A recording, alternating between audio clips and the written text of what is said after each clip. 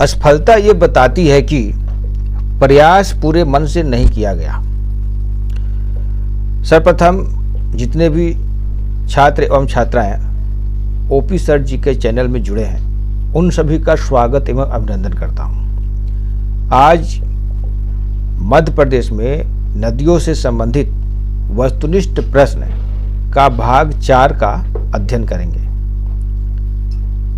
जो छात्र नए हैं वे लोग सब्सक्राइब कर लें। अब हम डेस्कटॉप पर चलते हैं। पहला प्रश्न है, भालकुंड जलप्रपात का निकट स्थल है। तो इसमें ऑप्शन नंबर ए दिया है पंचमढ़ी, ऑप्शन नंबर बी दिया है इंदौर, ऑप्शन नंबर सी दिया है सिवानी और ऑप्शन नंबर डी दिया है सागर। तो इसका उत्तर होगा सागर, ऑप्शन नंबर डी।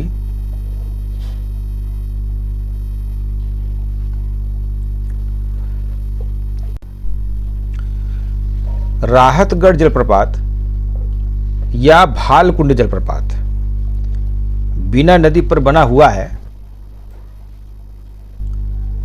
अब बीना नदी मध्य प्रदेश के प्रमुख नदी है। बीना नदी का उत्पत्ति स्थान रायसेन जिला है। बीना नदी बेतवा नदी की सहायक नदी है। अब बीना नदी मध्य प्रदेश के सागर जिले की राहतगढ़ तहसील से बहते हुए बीना नदी का बेतवा नदी से संगम हो जाता है। अगला प्रश्न है, डचेस फॉल का निकट स्थल है। इसमें ऑप्शन नंबर ए दिया है सागर, ऑप्शन नंबर बी दिया है पंचमढ़ी, ऑप्शन नंबर सी दिया है इंदौर और ऑप्शन नंबर डी दिया है सिवनी। तो इसका उत्तर होगा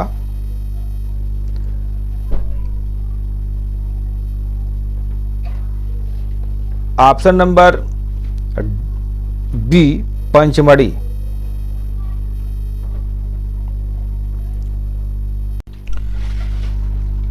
डचेस जलप्रपात या डचेस फॉल भारत के मध्य प्रदेश राज्य के होशंगाबाद जिले नर्मदापुरम में पंचमढ़ी हिल स्टेशन पर स्थित है।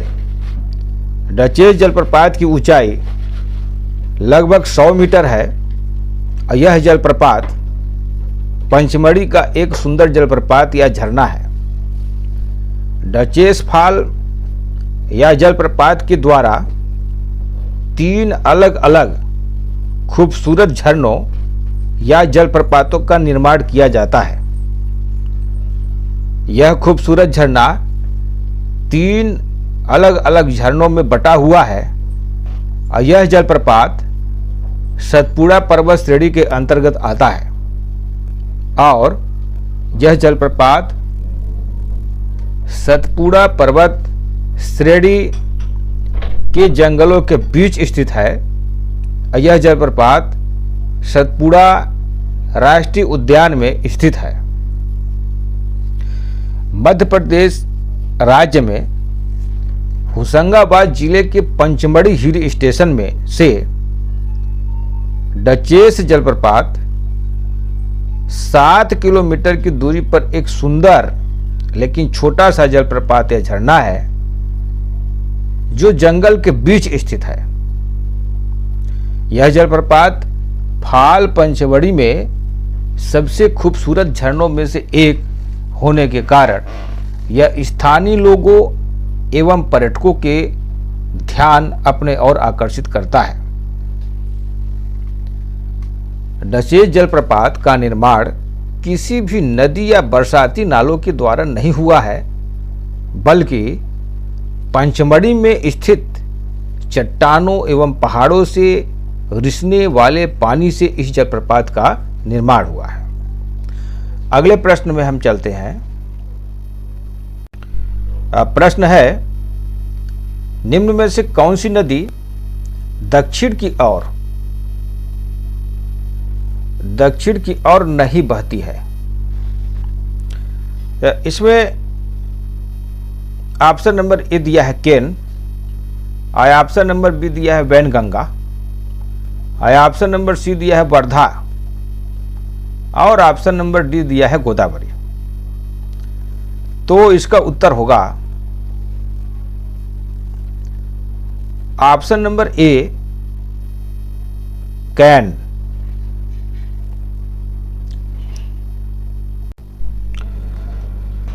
केन नदी का उल्लेख हाल ही में प्रधानमंत्री जी ने मन की बात में यह बात कही थी कि केन नदी में मगरमच्छों का हवाला देते हुए कहा था कि देश के विभिन्न हिस्सों में वन्य जीवों के संरक्षण के लिए बड़े कदम उठाने होंगे। केन नदी जो दक्षिण की ओर नहीं बहती, यह मध्य भारत के बुंदेलखंड क्षेत्र में प्रमुख नदियों में से एक है। यह दो राज्यों अर्थात मध्य प्रदेश और उत्तर प्रदेश से होकर बहती है।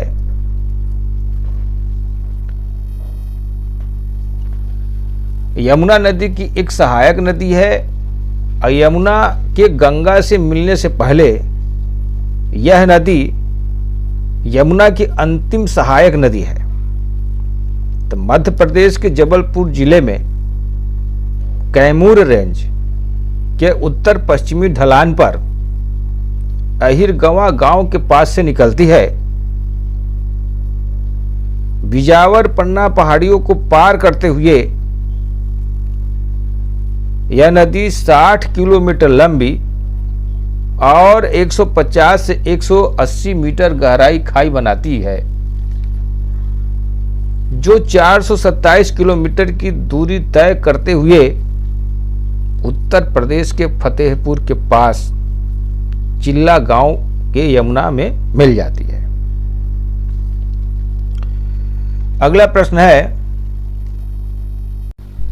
है निम्न में से किस नदी को मध्य प्रदेश की गंगा कहा जाता है? इसमें ऑप्शन नंबर ए दिया है नर्मदा, ऑप्शन नंबर बी दिया है बेतवा, ऑप्शन नंबर सी दिया है क्षिप्रा और ऑप्शन नंबर डी दिया है चंबल। तो इसका उत्तर होगा option number B Betwa. Betwa का प्राचीन नाम वेत्रवती था। यह मध्य प्रदेश और उत्तर प्रदेश राज्यों में बहने वाली एक नदी है। यह यमुना नदी की उपनदी है। अब मध्य प्रदेश में रायसेन जिले के कुम्हारा गांव से निकलकर उत्तर पूर्वी दिशा में बहती हुई भोपाल, विदिशा, झांसी, ललितपुर आदि जिलों से होकर बहती हुई उसके ऊपरी भाग में कई झरने मिलते हैं, किंतु झांसी के निकट यह काप के मैदान में धीमे धीमे बहती है। इसकी संपूर्ण लंबाई 590 किलोमीटर है। यह बुंदेलखंड पठार की सबसे लंबी नदी है। यह हमीरपुर के निकट यमुना में मिल जाती है और इसके किनारे सांची और विदिशा के प्रसिद्ध व सांस्कृतिक नगर स्थित है। लोगों का मानना है कि आल्हा की लड़ाई में इतना खून बहाया गया कि पूरी नदी लाल हो गई थी। उस समय से अब तक यहां लाल रंग का मौरंग पाया जाता है। बीना नदी इसकी एक प्रमुख उपनदी है। अगला प्रश्न है ताप्ती नदी का अवसान स्थल है, इसमें ऑप्शन नंबर ए दिया है चंबल, और ऑप्शन नंबर बी दिया है नर्मदा, ऑप्शन नंबर सी दिया है अरब सागर, और ऑप्शन नंबर डी दिया है यमुना। तो इसका उत्तर होगा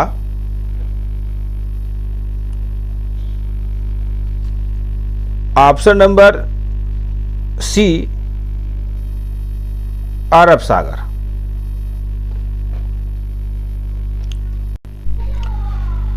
ताप्ती नदी, जिसे तापी नदी भी कहा जाता है, अब भारत के मध्य भाग में बहने वाली एक नदी है जो नर्मदा नदी से दक्षिण में बहती है। प्रायद्वीप भारत में केवल नर्मदा, ताप्ती और माही नदी ही मुख्य नदियां हैं जो पूर्व से पश्चिम की ओर बहती है। ताप्ती नदी मध्य प्रदेश राज्य के बैतूल जिले के मुल्ताई से उत्पन्न होकर सतपुड़ा पर्वत प्रक्षेपों के मध्य से पश्चिम की ओर बहती हुई महाराष्ट्र के खानदेश के पठार एवं सूरत के मैदान को पार करती है और गुजरात स्थित खंभात की खाड़ी यानी अरब सागर में मिल जाती है। तो यह नदी पूर्व से पश्चिम की ओर लगभग 740 किलोमीटर की दूरी तय करती है और खंभात की खाड़ी में जाकर मिल जाती है। सूरत बंदरगाह इसी नदी के मुहाने पर स्थित है। इसकी प्रधान उपनदी का नाम पोड़ा नदी है। इस नदी को सूर्यपुत्री भी कहा जाता है। अगला प्रश्न है कि धसान किसकी सहायक नदी है? इसमें ऑप्शन नंबर ए दिया है चंबल, ऑप्शन नंबर बी दिया है नर्मदा, ऑप्शन नंबर सी दिया है यमुना और ऑप्शन नंबर डी दिया है ताप्ती। तो इसका उत्तर होगा option number C Yamuna. Yamuna नदी मध्य भारत की एक नदी है। अब बेतवा नदी के दाहिने किनारे की एक सहायक नदी, इसका उद्गम बेग मंगज तहसील यानी रायसेन जिला मध्य प्रदेश से होता है। यह नदी उत्तर प्रदेश राज्य के ललितपुर जिले के दक्षिण पूर्वी सीमा बनाती है। इसकी कुल लंबाई 365 किलोमीटर है और जिनमें से 240 किलोमीटर मध्य प्रदेश में और 54 किलोमीटर मध्य प्रदेश और उत्तर प्रदेश के बीच सामान्य सीमा और 71 किलोमीटर उत्तर प्रदेश में स्थित है। काथन, मंगरार, बेचनेरी और रोहिणी इसकी सहायक नदियों में से हैं। तो अगला प्रश्न है निम्न में से कौन नर्मदा नदी का प्रपात नहीं है? यहाँ थोड़ा गलत हुआ है।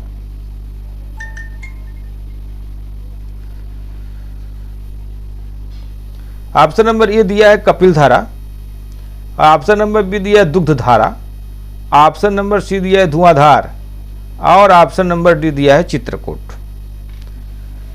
तो इसका उत्तर होगा ऑप्शन नंबर डी चित्रकूट। और ऑप्शन पर चर्चा करेंगे साथ में, लेकिन ये नर्मदा नदी जो है, नर्मदा नदी पर चित्रकूट का प्रपात नहीं है।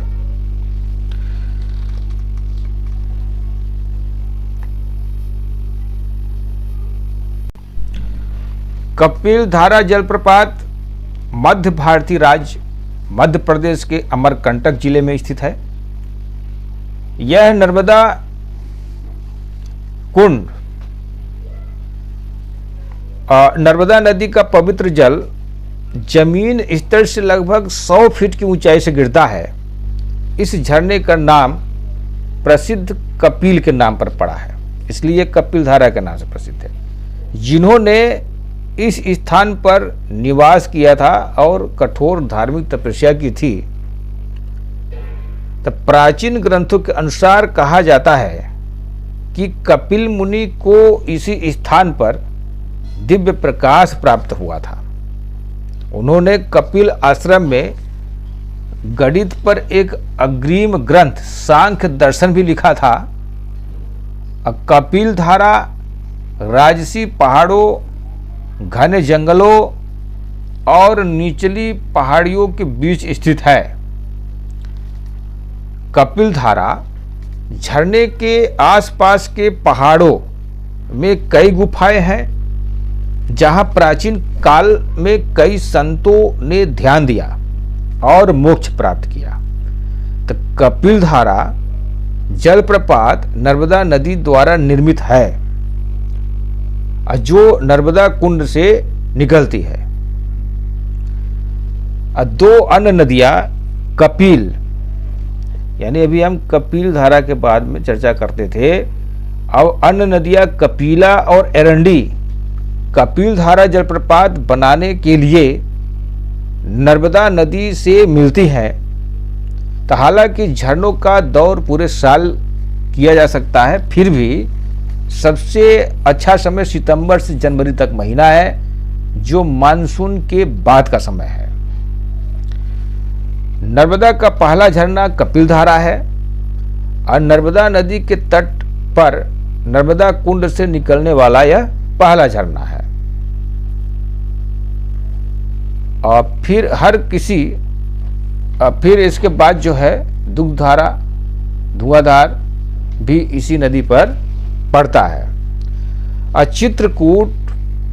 चित्रकूट जलप्रपात, हम इस पे चर्चा कर रहे हैं। चित्रकूट जलप्रपात इंद्रावती नदी या छत्तीसगढ़ पर बनता है।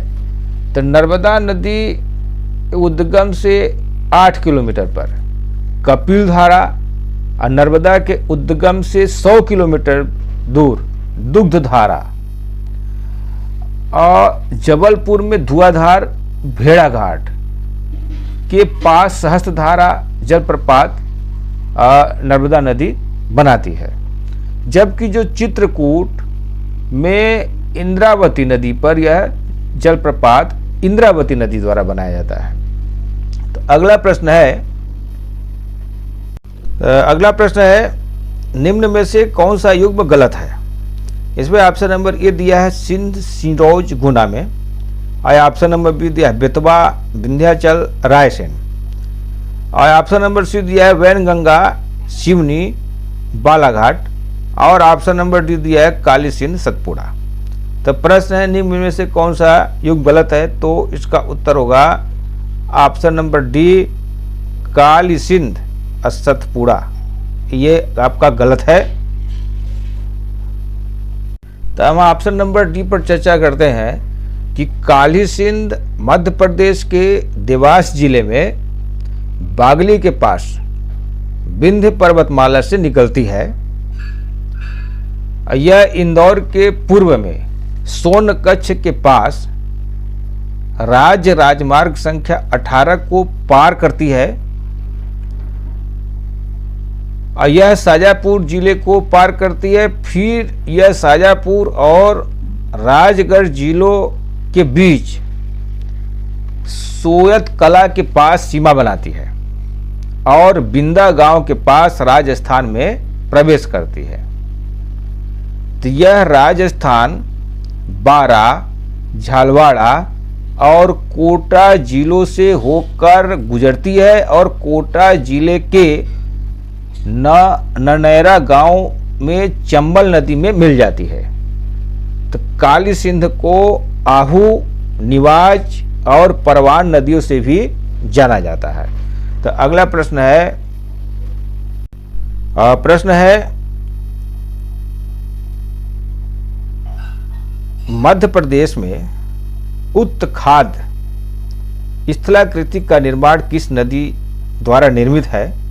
इसमें ऑप्शन नंबर ए दिया है चंबल, ऑप्शन नंबर बी दिया है सोन, ऑप्शन नंबर सी दिया है केन और ऑप्शन नंबर डी दिया है टोन्स। तो इसका उत्तर होगा ऑप्शन नंबर ए चंबल।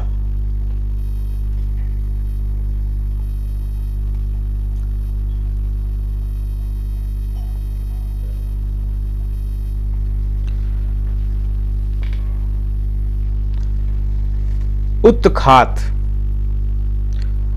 यानी बैडलैंड्स अर्ध शुष्क प्रदेशों में स्थित असमान धरातल वाली उच्च स्थ भूमि जिस पर आकस्मिक तीव्र वर्षा हो जाने से गहरी गहरी अवनालिकाओं की पंक्तियां बन जाती हैं और संपूर्ण भूमि ऊबड़ खाबड़ हो जाती है। विभेदी अपर्दन के कारण कठोर एवं प्रतिरोधी शैले समीपस्थ भूमि के ऊपर लंबे स्तब्ध अथवा उच्च सपाट भूमि के रूप में दिखाई देती है। तो यह भूमि पशुचारण तथा कृषि के लिए उपयोगी नहीं है।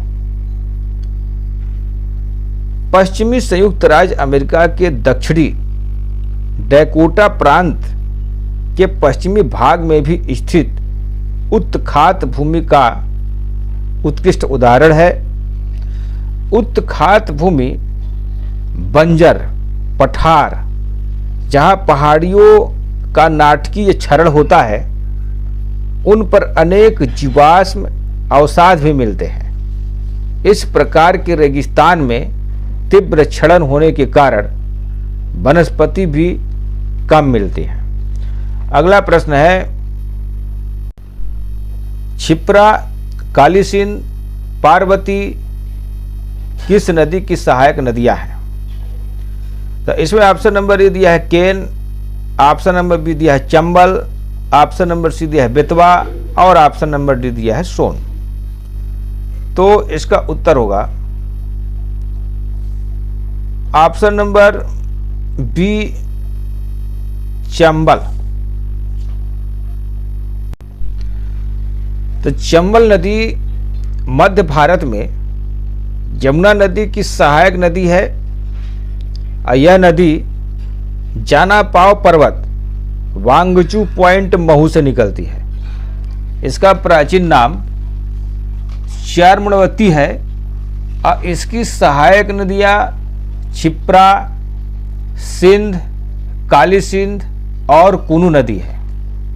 यह नदी भारत में उत्तर तथा उत्तर मध्य मार्ग में राजस्थान के चित्तौड़गढ़ के 84गढ़ से कोटा तथा धौलपुर, सवाई माधोपुर, मध्य प्रदेश के धार, उज्जैन, रतलाम, मध्य प्रदेश, भिंड, मुरैना आदि जिलों से होकर बहती हुई उत्तर प्रदेश राज्य में यमुना में मिल जाती है। तो इस नदी पर 4 जल विद्युत परियोजना बनाई गई है, जैसे गांधी सागर, राणा प्रताप सागर, जवाहर सागर और कोटा बैराज। तो प्रसिद्ध जलप्रपात यानी चुलिया जलप्रपात चंबल नदी पर रावत भाटा जिले में है और चुलिया जलप्रपात की ऊंचाई 18 मीटर है और यह राजस्थान का सबसे ऊंचा जलप्रपात है। तो इसकी लंबाई 135। राजस्थान की औद्योगिक नगरी कोटा इसी नदी के किनारे स्थित है। तो आज का प्रश्न यहीं तक। यदि यह